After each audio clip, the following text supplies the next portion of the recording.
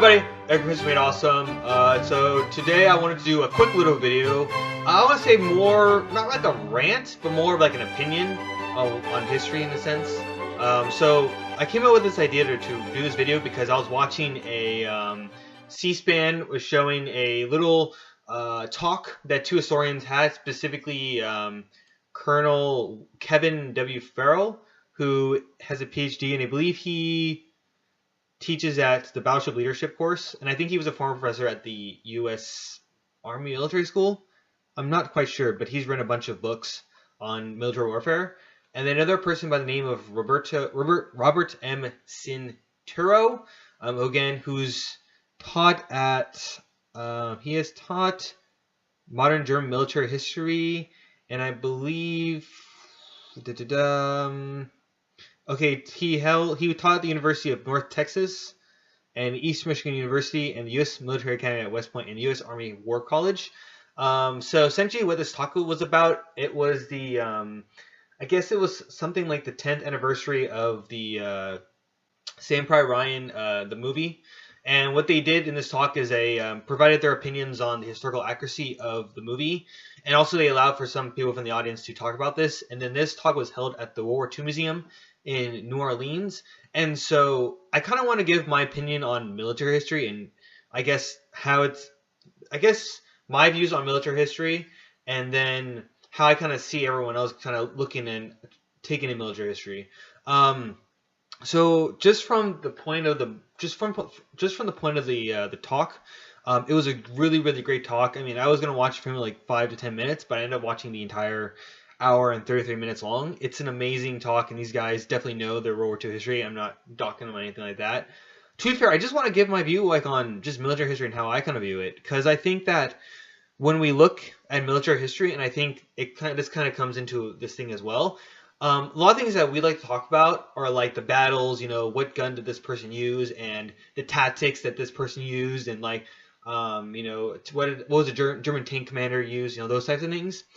I find that type of military history is not really useful to people in the general population.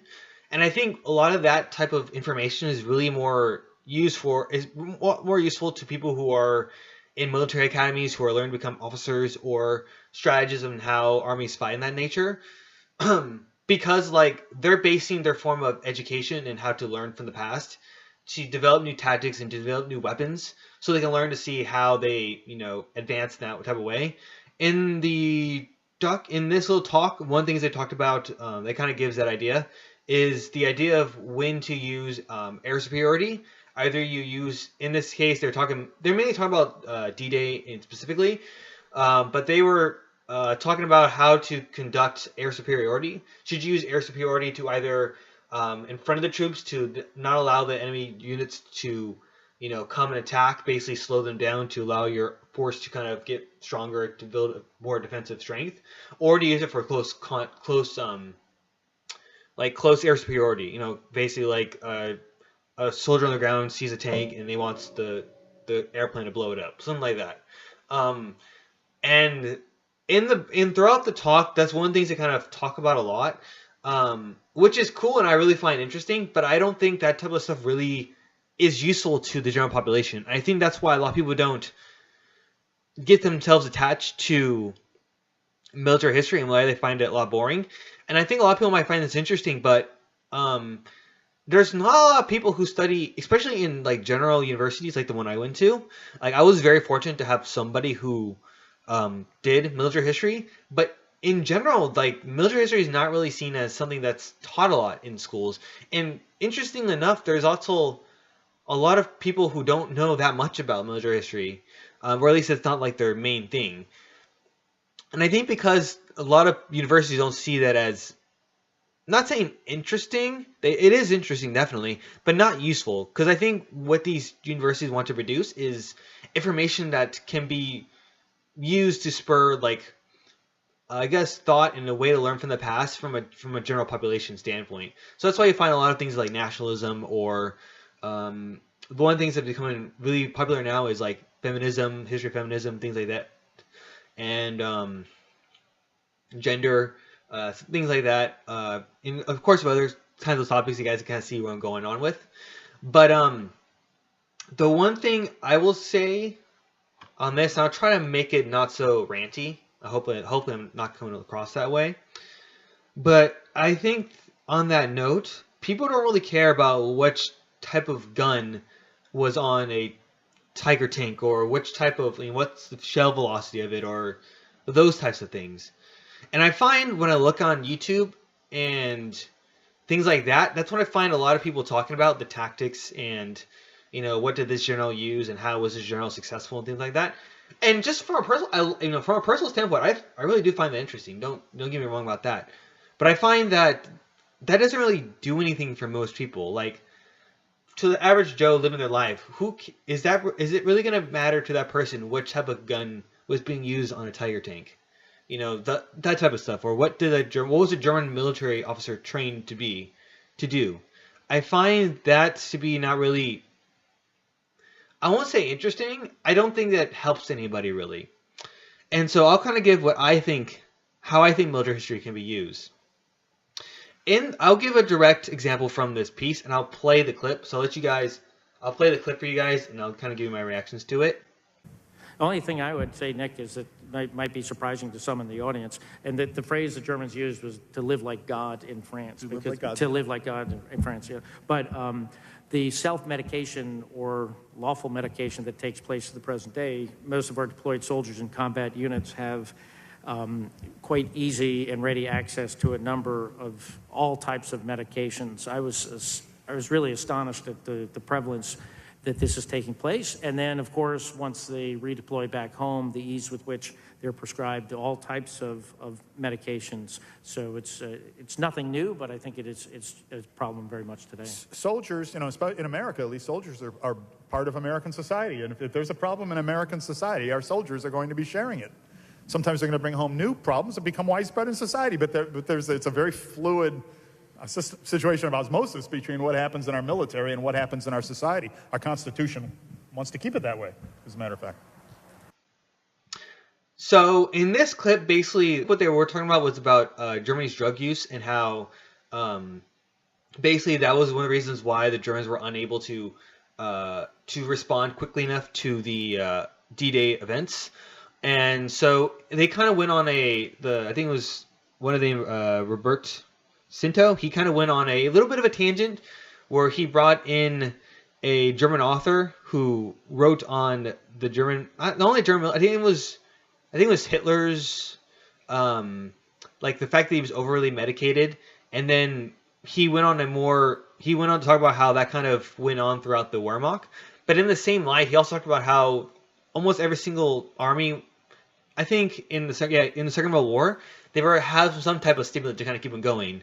And if you look at the U.S. military, he doesn't talk about this in the talk, but the amount of cigarettes that the soldiers were given. I mean, most soldiers after the war died from lung cancer and those types of events, from those types of effects. And so in the piece, he talks about how he kind of gives it off to his colleague Kevin Farrell, and he talks about how those types of things are occurring within the current U.S. military, and the fact that there's even more drugs and medication, other types of those types of things that are available to those soldiers in our modern military or current military, and how it's probably even gotten worse, or it's gotten worse probably. I think that's what he says.